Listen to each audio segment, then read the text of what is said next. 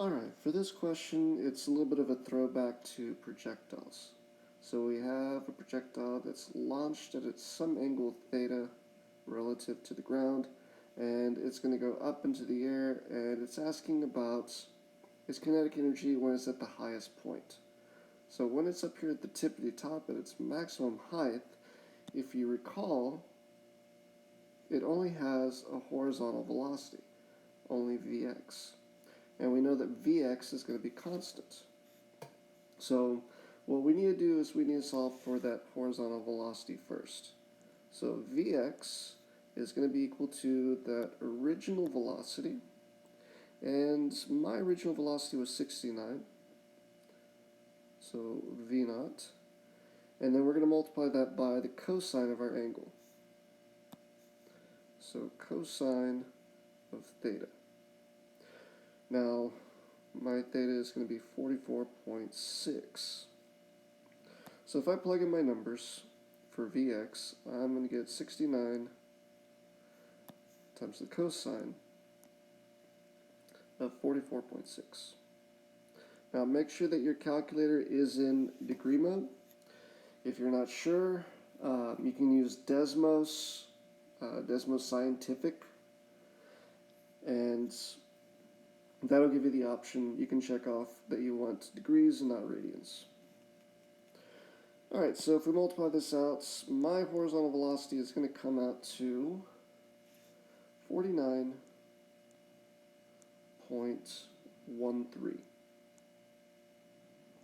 And that's in meters per second.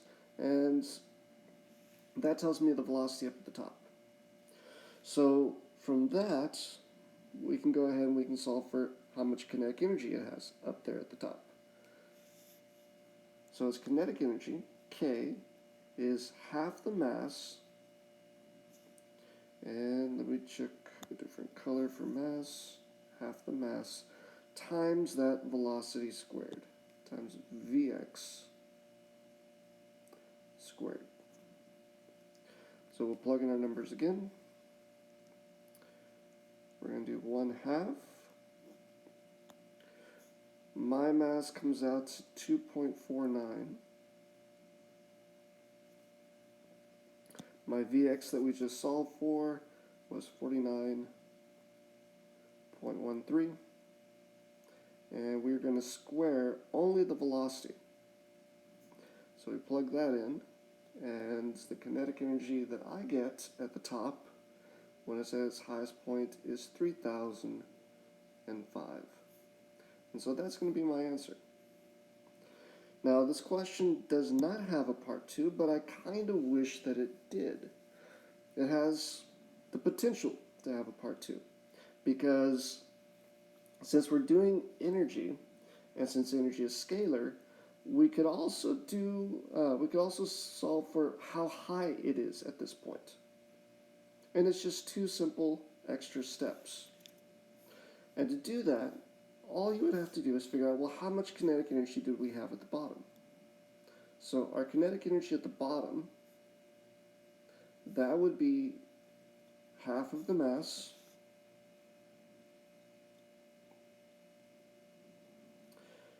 times that original velocity at the bottom. So it doesn't matter that it's an angle. We're just wanting to know how much kinetic energy did it start off with.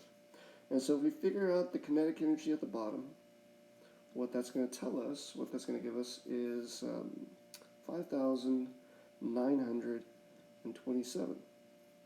So that's how much energy it started off with. And at the top, it still has 3,005 joules of that energy. So what that means is the rest, whatever's left over, whatever's seemingly missing, that is in potential energy. So if I do the difference between those two, I can figure out how much potential energy it has at the top. And its potential energy at the top, if I subtract my 2 kinetic energies, it comes out to 2,922. We know that that potential energy is equal to mass times gravity times height. So if I want to solve for height, all I have to do is divide that 2,922, the difference in the two energies, and I'm going to divide that by mass times gravity, which was 2.49, and Quest for gravity doesn't tell us here, but typically they use 9.8 all the time for gravity. And so a great part 2 that we could have done was solve for the height, and that number would have come out to 119.8. And that would be the height in meters. So it's not asking for it, it's extra steps, but it would have been a good question.